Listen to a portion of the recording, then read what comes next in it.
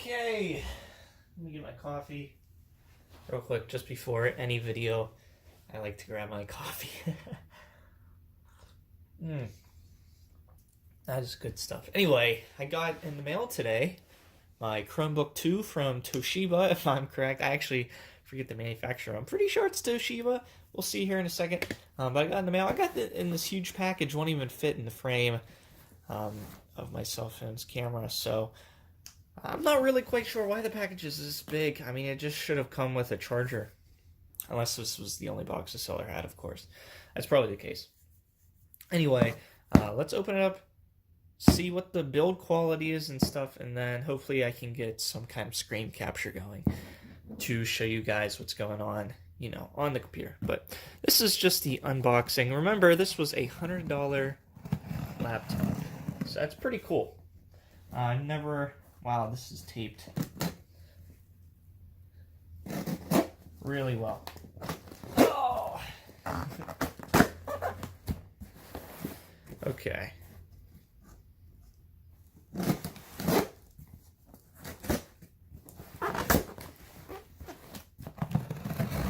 cut myself. That'd be a great addition to the video. Okay, so before we open it, what was I going to say? I was going to say something important, I thought. Apparently not. $100. That's what I got it for. And we're gonna pretty much just see, was it worth the $100? I think it's 2 years old, if not older. I can't remember when it first was released. But yeah, let's open this bad boy. So they got a lot of padding here, which is nice.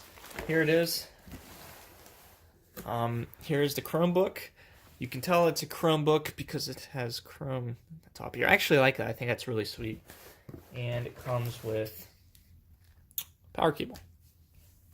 And overall, this actually looks freaking brand new. I'm not gonna lie. Here, you guys can see the front. I thought there'd be scratches all over the front. I really couldn't find one on eBay without, you know, a bunch of scratches up front. They had one for auction, and it was going for like 70 at the time, and the auction wasn't over. And it had cracks right here, and a crack right here. They had plastic missing and all this stuff. And I'm like, why is this going so much when you can get a pristine one like this for $100? This one practically looks brand new. I'm pretty sure in the description, I can't pull it up, only due to the fact that the listing's over. But I think in the description it said something like only used a few times or something like that. And I'm not quite sure, but it's labeled. I'm not sure if that's from the seller or if that's from, you know, where the seller got this. Maybe it was like a work environment. They had to label all of theirs. But anyway, let's open this up. Open it up like this.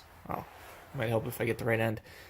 And just see what the build quality is like. So far, everything feels pretty good, and it actually has a charge. I'm not gonna, you know, capture the screen like this, but why not just turn it on real quick? And the trackpad, I thought if anything, the trackpad would be complete garbage. But that doesn't seem to be the case. The screen, it's pretty clean. No, I'm smudging it up with my greasy fingers, but that's okay. The keyboard, I'm not gonna lie, for $100, this is pretty impressive. Of course, one thing to note, and I'm definitely going to note, I'm going to use it for quite some time and just kind of test it out. But I'm going to see how long this battery lasts, because to me, that's the most important thing about a laptop. My last laptop, it was some Asus. It wasn't very expensive. I think I got it new for like $400 from Best Buy. And, you know, the battery was all right. It was about 2.5 hours, maybe 3 for the first couple months, and then it just got shot. Right now I'm rocking a Dell XPS 13, and its battery's phenomenal. I've had it, I don't know, 6 months maybe? No, maybe not that. Yeah, probably about 6 months actually. And the battery lasts about 11 hours on a full charge. You know, depending on what you're doing, but if you're not gaming or anything, it'll last 11 hours. But I'm very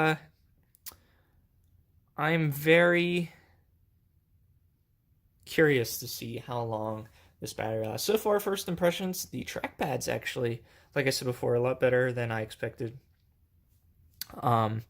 The keyboard, nothing terrible, honestly. It feels like that $400 laptop that I mentioned that I got at Best Buy. So, and I'm surprised I had a charge when it came in. So I'm gonna go ahead and set this up, try to do some kind of screen capture, and then we can get on this bad boy and see what's going on. But yeah, overall quality, it's plastic, of course. It's not going to be metal for $100. I'm not sure how much this was brand new. I think it was close to $200. And it looks like we have HDMI USB 3 and an auxiliary. And on the other end, we got an SD card to power, and it looks like USB 2. So that's pretty cool that it has USB 3 on it. So, and an SD card slot. That's pretty awesome. But yeah, overall, actually, let's weigh it real quick. I'm actually curious about that. I have a scale that I use to measure stuff that I ship out. So this would be perfect for it. Let's put this on here. 2 pounds and, well, almost 3 pounds. 2 pounds and 15 ounces. So that's pretty light. I'm going to compare it with my XPS, which is metal. Alright, so this is my XPS 13. It is metal. It does feel heavier. I'm sure the battery weighs it down a lot more. Actually, it's... it's not heavier. Wow. What was this? 6 ounces is what it's off by. This honestly doesn't feel heavier in my XPS. I don't know if it's because this is more dense, the XPS. Everything's... I don't know. Everything's in more of an area. Or in less of an area, rather. Let's go ahead and see size-wise. So yeah, it looks like it's a little bit wider and not much taller than my XPS 13. But yeah, let's go ahead, set this up, connect it to the internet, all that good stuff, and see if there's a way to kind of get some screen capture going so you guys can see what's going on inside. Okay, so I've been doing some playing around on here, and I've been using this Chromebook. Actually, what is this? This is this end. Okay, it's very interesting. I've been using this Chromebook for the past couple days now. I've charged it once after I unboxed it. It said that it had more of a charge than it actually did, but I think now, since it's charged all the way, I think this is accurate. I've been using it after the charge for at least an hour, and initially I think it said it had about 8 hours, so this is about right on track. I guess it all depends on what you're doing. But we'll go into what you can do. So I think this is pretty accurate because you can't really do a whole lot just primarily from this locally on this laptop is what I'm trying to say. So yeah, I've been using this for the past couple days, and I'm thinking that I'm more familiar now than, of course, I was when I initially booted up because I had no idea what I was doing. There are limitations, and we can go into that, at least for this particular model. But overall, I'm very impressed, and I'll go ahead and talk to you about what it is that I am impressed about. Because let's remember, I bought this for $100. And I actually have to remind myself that I bought it for $100 because honestly, it feels like a $300, $400 laptop. I'm not gonna lie. Just the trackpad itself and what you can do with it and how accurate it is. That was my biggest concern when buying a laptop for $100. I knew maybe the screen, you never know. The keyboard, you never know for that price point. But I knew that the trackpad, or at least I thought, I was very dogmatic about it, that the trackpad was going to suck. I only say that because I bought my mom, actually I didn't buy it, but we went out together and we picked one out. A really cheap laptop at Best Buy. And I don't know what we ended up paying for it. It might have been around $300. And the trackpad is complete ass. It's very clunky. She doesn't even use it. She just uses a wire mouse or wireless mouse for all of her mousing needs, and because it's practically unusable. It's just god awful. And this trackpad just blows it away. So I want to tell you a few things. I've watched a few YouTube videos, this one in particular, about things that you can do just with your trackpad, different gestures and stuff. So just to show off some of the gestures that I learned from some YouTube videos and stuff, I have this tab open, and let's say I want to close it, I can quickly go to it and tap 3 fingers, and it'll close. 2 finger gesturing, you can go up and down just like you would on a Windows machine. If you use 3 fingers and you go left and right, you kind of pan through the tabs. Um, so that's pretty sweet. 2 fingers, you can go back and forward. So, and if you use 3 fingers scrolling up, it shows you all of your active windows. But all we have right now is just Chrome open, so that's all you're going to see. But yeah, 3, you can go through the tabs. I thought that alone was sweet. And you know, the normal 1 finger, you can just kind of squiggle around and go around the screen, all that good stuff. So I guess part of the limitations of this laptop is this is kind of a machine that wants you to be reliant on cloud. What do I mean by that? There's not a whole lot going on under the hood of this laptop, right? It has what, 4 GB of RAM. I don't even know what kind of processor it has inside. It says Intel inside, but it's a very basic processor, of course, for that price point. What they want you to do is rely on a bunch of cloud applications to do all of your work. Google Docs, you click Google Docs. Actually, I have an open one here. Does the same thing. Google Docs, they want you to be reliant on going onto the cloud to write your forms and not your forms, but your papers and all that. And while we're on the subject, the keyboard is awesome. Both the trackpad and the keyboard, and I guess the screen, um, far better than I ever expected that they would be. But back to the cloud, we have Google Docs. We have, if you're not familiar with Google products, we have Google Sheets, which is like Excel, Google Slides, which is like PowerPoint, pretty much anything that you would use in Office. Uh, Google has their own version of it for free. All right, so these are all free. You just need to have a Google account, which, you know, I do because I have a YouTube channel. So I could have just used this. This is actually just my personal one. But you do need a Google account just to be able to save all of this. And, you know, if I go on Google Docs and I write up a paper and I want to save it, it needs an account to associate that save with, right? And what's also awesome, if I sign out of this Chromebook, I use my Google account to sign in and out of things. So if I sign out of this Chromebook and I go to someone else's Chromebook and I sign in with my Google account, all of my settings pull down. And I'm not just talking about my cloud settings like you know, my docs and my sheets and all that. My Wi-Fi passwords also get pulled down when I log in. Uh, all this crazy stuff that I think is just locally stored. Maybe it's not. It must not be. They must share it with the cloud somehow. It gets pulled down as well. So it's really cool.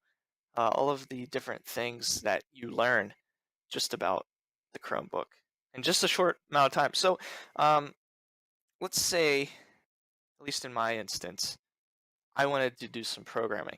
Sadly, there isn't really a good way to program on a Chromebook, at least that I found. There is apparently a Linux beta, but on this particular model, it doesn't have that option. I looked everywhere. It's supposed to be, if we go to settings here, it's supposed to be on the left right here.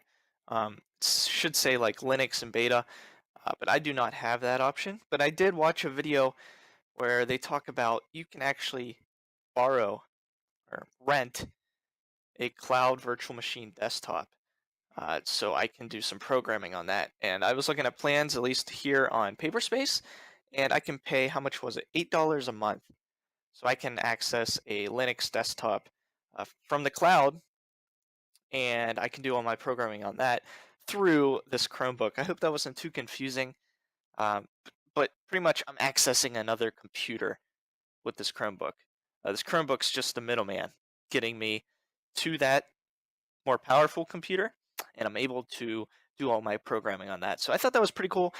It is $8 a month, but in the end, if you're paying $100 for this, uh, you know, $96 a year.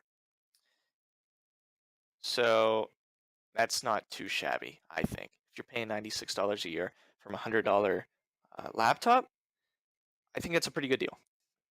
All right, guys. So with this being practically like a cloud reliant machine, as we mentioned before, I thought that it would only be appropriate to run this test script, on a cloud client or a cloud service. And you could be saying, well, Brandon, that's kind of dumb. You're not really testing the Chromebook itself, and that is perfectly true. I am not, but I'm using it as it would actually be used. So I think that doing it this way is actually a pretty decent idea. So I went to this awesome website called REPL. I'm sure that stands for something. .it, and it is a cool little Python IDE, and it's free to use, and you can actually shave. Dear God, you can save your Python files and all that good stuff. So I got it running it right now, and while it's doing that, let's actually check out a few more things. I don't know what else to actually check out. But I guess another service that I looked up, this is actually more, this is a lot more expensive, but if you search Cloud Virtual Machine Desktop, you can come up with different solutions, I guess. Here is Paperspace, the one I showed you earlier, but the first one that pops up is actually AWS, Amazon's web service. And they have what's called Amazon Workspace, which is their virtual machine desktop, their own cloud desktop. And it's actually pretty pricey from what I can tell. If we go to pricing here, so you get 2 gigabytes of memory, and I know nothing about this. It's just one CPU, but it doesn't even tell you clock speed or anything. You can get this with 10 gigabytes of storage. It's not terrible. Oh, it's nothing great, and you get that for $21 a month. I feel like that's very high. I'm sure you can choose whatever Linux distro you want, but it seems like for $21 a month, why wouldn't you go for something like Paperspace that I showed before at $8 a month? And I think it was more powerful than this, from what it sounded like. So, and you got more space, but that's just me. Maybe you want to pay that. So we just got back our result, and it is almost 110 seconds faster than the Raspberry Pi. As you can see, it's about 157 seconds on a free online Python IDE. That's just awesome. So that just there's our test. If we compare with my desktop, I believe our desktop was around 70 seconds. My desktop was about 70 seconds. So I'll add this to my spreadsheet as well. And one thing I want to do before ending this video is opening up this laptop and kind of seeing what it looks like on the inside. I'm curious after using it for a couple days, after picking it up and dragging it around and all that, what it actually looks like on the inside, because I feel like it doesn't take up nearly all the space of the interior of the laptop. So let's go ahead and try to do that. What's up, Maddie? What are you doing? Hi.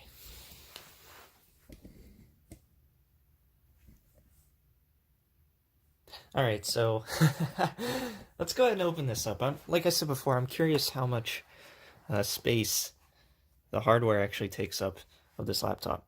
I said this before when I first unboxed it, but this thing is pristine, and for $100, I can't even tell you how good of quality this is. It just blows me away. I don't even know how Toshiba's making money.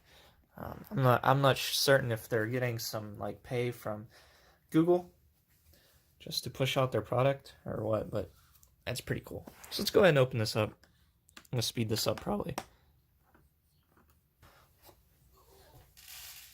All right, so I put the screws where Maddie can't eat them. that'd be a tragedy. So let's go ahead and try to pop this baby open. I wish I had some kind of means to do this without hopefully snapping anything, but I think I'm capable. As I say that, that'd be cool if it just broke. Snap this thing in half. It took a lot longer than it should have. This puppy was on there tight. So it looks like we got the battery here. The 2 speakers. I never really touched on the speakers, but the speakers aren't that bad. I think it said that they were by Skull Candy. Looks like we got the Wi-Fi chip right here. And yeah, the board. And you got everything in view. This is it. I'm not sure where they have the storage. I'm not sure if... Yeah, I don't know. I'm curious.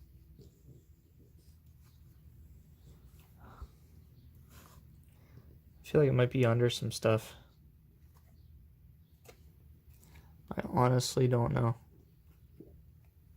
If you happen to know where the storage is on this, that'd be cool.